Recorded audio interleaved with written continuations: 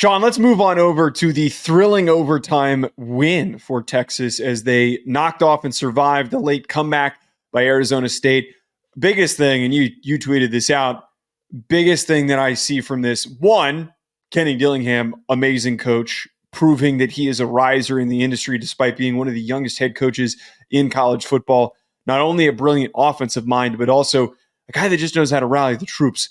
They were relentless. Camp Scadaboo was relentless. But the thing that you put out there, Arizona State, despite all of the belly aching from folks, proved that they were worthy of being in this playoff field. They were worthy despite playing in what is easy to classify as a weaker conference in the Big 12. It didn't matter the score. It didn't matter that Texas was bigger and stronger and faster at a lot of positions. They found a way to stay in that game and to almost pull out the victory. If it wasn't for a great ball by Quinn Ewers on fourth down and overtime, they were walking away with a victory. That to me was just incredible fight from that team. Yeah, there's a lot of nuance here when discussing the CFP and this game. It was a wonderful game, a lot of offense, good hard-hitting defense. I love the effort on both teams all throughout Texas. Great effort. If you're sitting here and you're hating, have criticisms for Texas in this game, you can have them. You could have criticisms about Sark talking to the kicker right before. But they played their asses off. They really did. The defense, I thought, really did not look like it was a bunch of loafs, and they had to match the energy of a high-energy Arizona State team that just I don't know if there's a program that gets more pumped to play football than they do. It was fantastic, and maybe this was just a great matchup that we got, and the stars aligned, and the way that the talent was spread across the two teams worked favorably for the CFP and what fans wanted throughout the playoffs so far. Maybe Indiana would have put up a better fight against Texas also. Probably. But for the most part, these are the games that I think that the committee needs to really highlight. If we like the expanded playoff, you're going to get some duds, but you have to understand that you're going to get games like these also. So the knee-jerk overreactions that we've seen through the first 5 games, 6 games of the CFP, I'm not saying they're unwarranted, but now there's egg on a lot of face because we were just delivered this gem in the second round from a Big 12 team that snuck in at the very last minute and then put on a great show. Well, I think we need to. I understand what you're saying, but we do need to contextualize here. Texas was overhyped. That is the truest takeaway to have from this. They don't know how to finish. They can't run the ball in critical situations when they need to. Their offensive line gets more and more banged up through this final stretch as Cameron Williams has been out, and now Kelvin Banks went down with an injury. Don't know what that situation is and if he'll be able to come back soon, but he's been banged up for a period of time as well.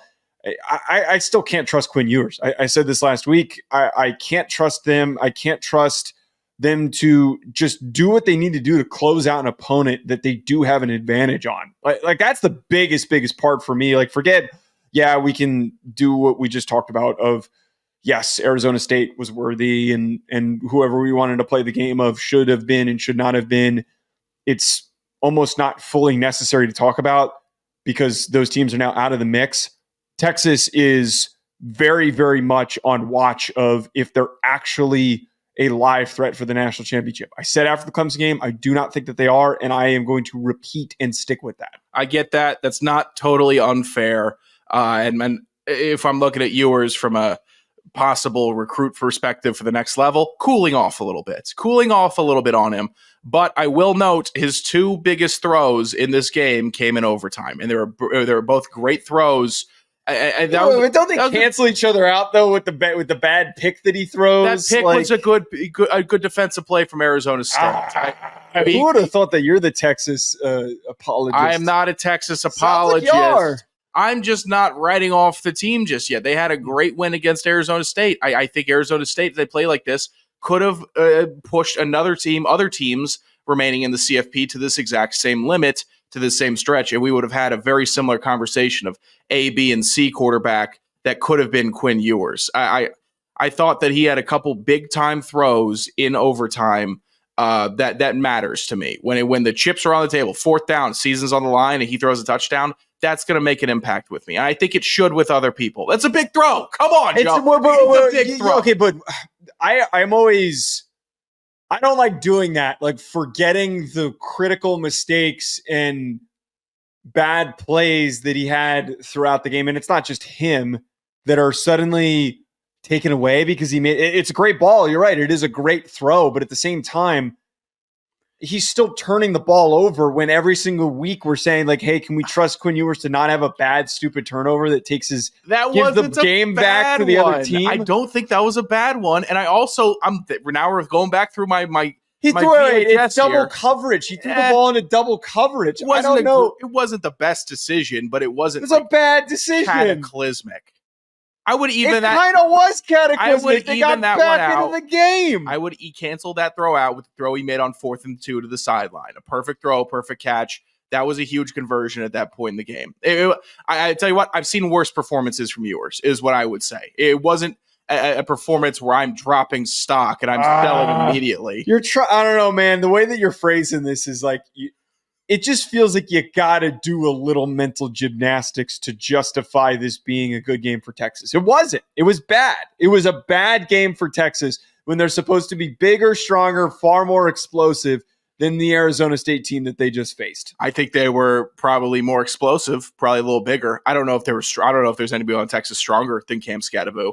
I'm not sure about that. And then at times, you gotta give credit here. Levitt played out of his mind at times. I just gave that credit. I gave the credit to Arizona State for playing the way that they did, but at the same time, like, can we not be critical of a team for literally the game started and it looked like it was over, and it looked like it was over when it was 24-8, and they couldn't freaking finish because they couldn't run the ball. You know, I'd love nothing more than to be critical of Texas, and I would laugh at their fans losing.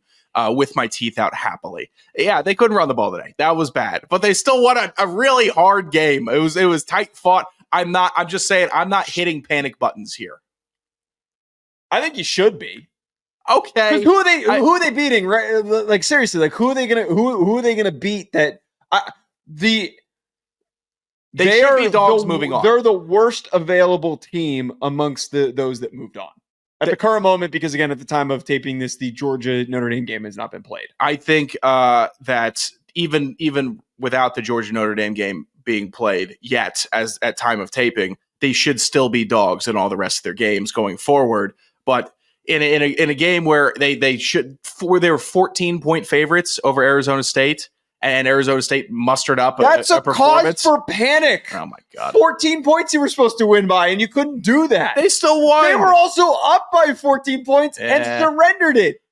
They can't close a game. You were right there. You were right where they can't finish against a team that's worse than them. They don't have the run game. That is going to hurt them.